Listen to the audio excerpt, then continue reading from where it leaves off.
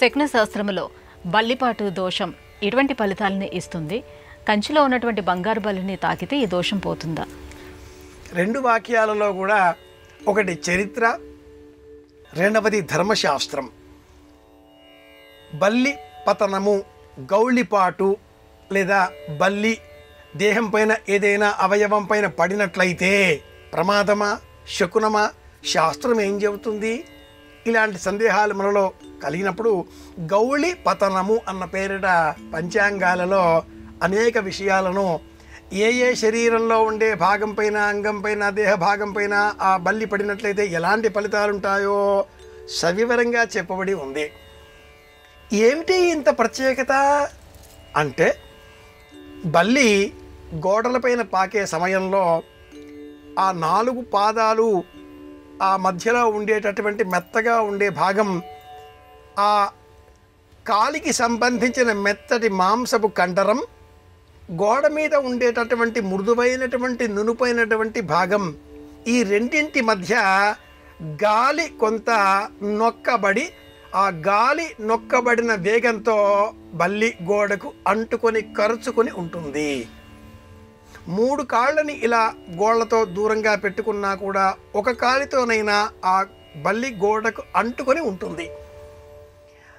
ఏవైనా కారణాల చేత ఆ గోడ వేడెక్కినప్పుడు, కంపించినప్పుడు మాత్రమే 4 పాదాలు గోళ్లతో విడిపడి ఎయిర్ లాక్ అంటాం మనం, అలా గాలి కాస్త లాక్ కాకుండా విడిపడిపోతేనే ఆ బల్లి మన మీద పడుతుంది.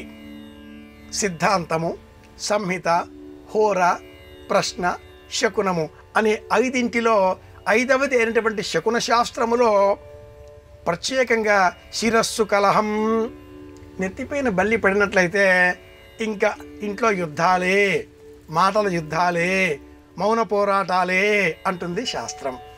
పాదం మీద పడింది, ప్రయాణం. దేహం పైన కుడివైపు ఉండేటటువంటి శరీర భాగాలపైన బల్లి పడినట్లయితే మగవారికి శుభకరం, ఎడమ వైపున ఉండే భాగాలు పడినట్లయితే ఆడవారికి శుభకరం.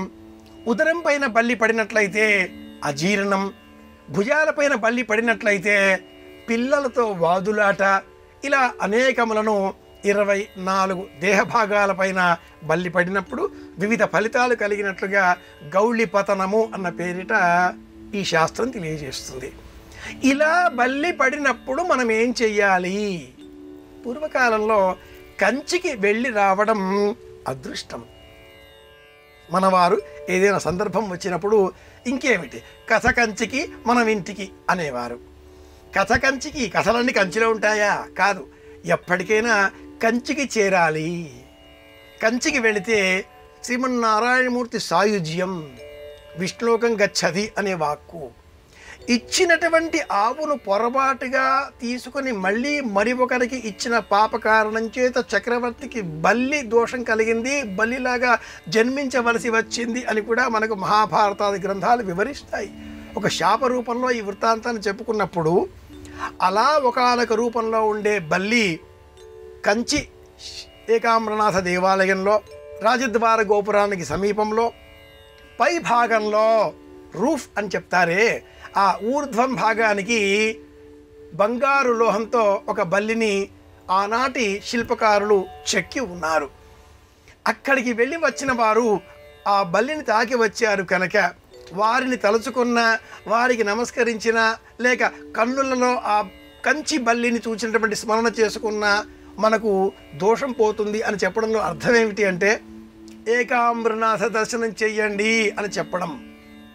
అంతేగాని కంచి బల్లిని చూసిన వారికో కంచిని స్మరించుకుంటేనో అని కాదు. అంతరార్థం ఏమిటి అంటే శివస్పర్శ, శివ దర్శనం.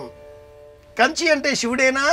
కాదు సుమా, విష్ణు కంచి, విష్ణు ఆలయం కూడా ఉంది కనుక శివకేశవులకు అభేదంగా ఉండే ఏకైక దివ్యక్షేత్రం కంచి. శివాలయం, విష్ణువాలయం 2 కూడా కంచిలో ఉన్నాయి కాబట్టే కంచి అన్న పేరిట మనం ఇష్టదేవతా స్మరణ చేయడం.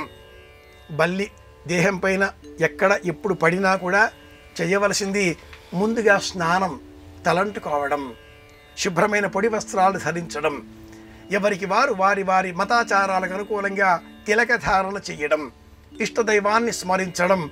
5వది అతి ముఖ్యమైనది ఉపవాస వ్రతం పాటించడం. పాలు, చపాతీలు, పూరీలు ఇలాంటివి తీసుకోవచ్చు, కానీ అన్నం తినకపోవడం. మరుసటి నాడు మళ్ళీ యథాప్రకారంగా నిత్యక్రియలకు ఉపక్రమించడం. ఇది చేయవలసిన పని. ఇది కంచి బల్లి వెనుక ఉండే అంతరార్థం.